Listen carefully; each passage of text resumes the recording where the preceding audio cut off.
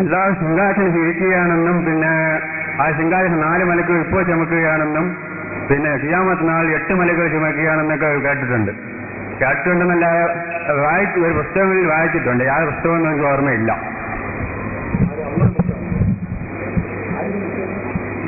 പുസ്തകമൊന്നും ഓർമ്മയില്ല, വായിച്ചിട്ടുണ്ട്. മലക്കുകൾ 8 മലക്കുകൾ 4 മലക്കുകൾ ചുമക്കും, അതിനാരും എതിർപ്പില്ല. നമ്മൾ അള്ളാഹു ചുമക്കുന്നുണ്ടോ ഇല്ലേ എന്നുള്ളതാണ് നമ്മളെ പ്രശ്നം. നിങ്ങൾ പറഞ്ഞ മലക്കുകൾ ചുമക്കുന്നുണ്ടെന്ന് ഞാൻ വായിച്ചിട്ടുണ്ട്. ഉണ്ടാവാം. മലക്കുകൾ അറസിനെ ഇപ്പോഴും മലക്കുകൾ വഹിച്ചുകൊണ്ടിരിക്കുകയാണ്. അവരുടെ പേര് തന്നെ ഹമലത്തുൽ അറസി എന്നാണ്. അറസിന്റെ വാഹകരായ മലക്കുകൾ എന്നാണ്. അത് സ്ഥിരപ്പെട്ട ഹദീസുകളിലൊക്കെ ഉള്ളതാണ്. മലക്കുകൾക്ക് വഹിക്കാൻ കഴിയില്ലേ, കൈയുണ്ടോ കണ്ണുണ്ടോ എന്നുള്ളതല്ല നമ്മുടെ പ്രശ്നം. അല്ലാഹു സുബ്ഹാനഹു വ തആല മനുഷ്യരെ പോലെയാണോ, അവരുടെ അവയവങ്ങളുണ്ടോ ഇല്ലേ, ഇതാണ് നമ്മുടെ ചർച്ച. അതുണ്ട് എന്ന് നിങ്ങൾ ഈ പറഞ്ഞതുപോലെ പറഞ്ഞിട്ടും ഇല്ല.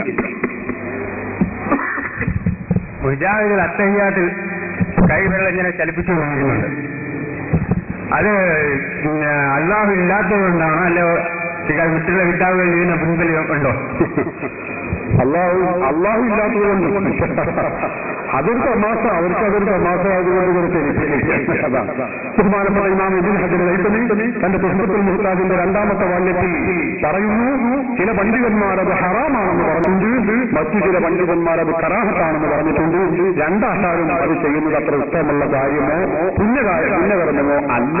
ഇത് നമ്മുടെ പൂർവിക പണ്ഡിത മഹത്തുക്കൾ വളരെ വ്യക്തമായി നാം ഇബ്നു ഹജർ ഹൈതമിയുടെ തുഹ്ഫത്തുൽ മുഹ്താജിന്റെ 2ാമത്തെ വാല്യത്തിൽ വളരെ വ്യക്തമായി വിശദീകരിച്ചിട്ടുണ്ട്. അത് ചെയ്യരുത്, അത് ചെയ്യാതിരിക്കലാണ്. അല്ലെങ്കിൽ നിങ്ങൾ നോക്കൂ, നമ്മൾ ഇഖ്ലാസും ഖുശൂഉം ഖുദൂഉയോടുകൂടി നിർവഹിക്കുന്ന നിസ്കാരത്തിലേക്ക് ഒരാൾ ഇങ്ങനെ ചലിപ്പിച്ചാൽ ഒറ്റ ശ്രദ്ധ മുഴുവൻ ആ ഹോട്ടലിൽ പോവുക, ഇങ്ങനെ കളിപ്പിക്കുക. എന്താ ഒരർത്ഥമില്ലാത്തൊരു പരിപാടിയാണ് അത്. ചില ആളുകൾ പറഞ്ഞിട്ടുണ്ട്, അല്ല അതിന് ഹദീസിന്റെ തെളിവുണ്ട് എന്നൊക്കെ ചിലർ ഇത് പറഞ്ഞാൽ മുജാഹിദ് പറയുന്നത് ആ ഹദീസിന്റെ തെളിവുണ്ട്. ഈ ഹദീസിന്റെ തെളിവൊക്കെ കണ്ടവരാണ് പൂർവിക പണ്ഡിതന്മാർ. അവർ പറഞ്ഞത് എന്താണ്? അത് റസൂലുള്ളാഹി തങ്ങളെ കൈവേറി ചിരിപ്പിച്ചു എന്നൊരു ഹദീസുണ്ട്. അതിന്റെ അർത്ഥം നമ്മളൊക്കെ ചെയ്യാറുണ്ടല്ലോ, അഷ്ഹദു അല്ലാ ഇലാഹ ഇല്ലല്ലാഹ് എന്ന് പറയുമ്പോ വെള്ളം ഉയർത്താറുണ്ടല്ലോ, ഉയർത്താറില്ലേ? ആ ഉയർത്തലിനെ കുറിച്ചാണ് ആ പറഞ്ഞിട്ടുള്ളത് എന്നും ഇബ്നു ഹജർ ഹൈതമി റഹിമഹുല്ലാഹ് വിശദീകരിച്ചിട്ടുണ്ട്. ഇമാം ബൈഹഖി തന്റെ സുനനുൽ കുബ്ര എന്ന് പറയുന്ന ഗ്രന്ഥത്തിൽ ഇത് വളരെ വിശദമായി രേഖപ്പെടുത്തി വെച്ചിട്ടുണ്ട്. സൂറത്തുൽ മുനാഫിഖൂൻ എന്ന അധ്യായത്തിൽ പിന്നെ പ്രവാചകന്റെ മുന്നിൽ വന്ന് നിന്ന് പ്രവാചകൻ ശുപാർശ ചെയ്യണമെന്നാണ് പറഞ്ഞിട്ടുള്ളത്. എന്നാൽ അത് ഖവാരിജികളെ പറ്റിയാണെന്നാണ് മുൻകാല ഗ്രന്ഥങ്ങളിൽ ഞാൻ പഠിച്ചിട്ടുള്ളത്. മുൻകാല ഇമാമുകളും ഇതേ അഭിപ്രായമാണ് പറഞ്ഞിട്ടുള്ളത്.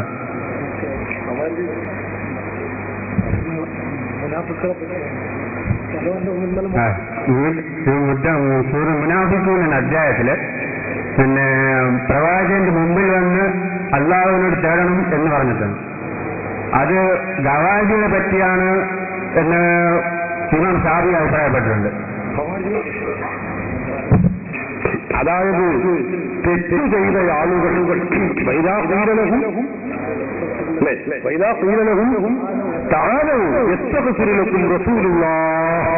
വിശുദ്ധ ഖുർആൻ അങ്ങനെയാണ് പറയുന്നത്. ആ വിഭാഗം മുനാഫിഖുകളോട് പറയപ്പെട്ടാൽ എന്ത് വരുതിയിൽ അള്ളാഹുവിന്റെ റസൂലിന്റെ അരികിൽ വന്ന് നിങ്ങളൊന്ന് മാപ്പിരക്കുക, ഇന്നാ റസൂൽ നിങ്ങൾക്ക് പൊറുക്കെന്ന് തോന്നും. അള്ളാഹുവിനോട് നേരെ അങ്ങോട്ട് ചോദിക്കല്ല, നിങ്ങൾ റസൂലിന്റെ അരികിൽ വന്നിട്ട് ഒന്ന് പറയും, സങ്കടം പറയുകയും എന്നിട്ട് റസൂല് അള്ളാഹുവിനോട് നിങ്ങൾക്ക് വേണ്ടി പൊറുക്കലിന് തേടുകയാണെങ്കിൽ അള്ളാഹു നിങ്ങൾക്ക് പൊറുത്തു തരും എന്ന് മുനാഫിഖുകളോട് പറയപ്പെട്ടാൽ ഖുർആൻ തന്നെ പറഞ്ഞു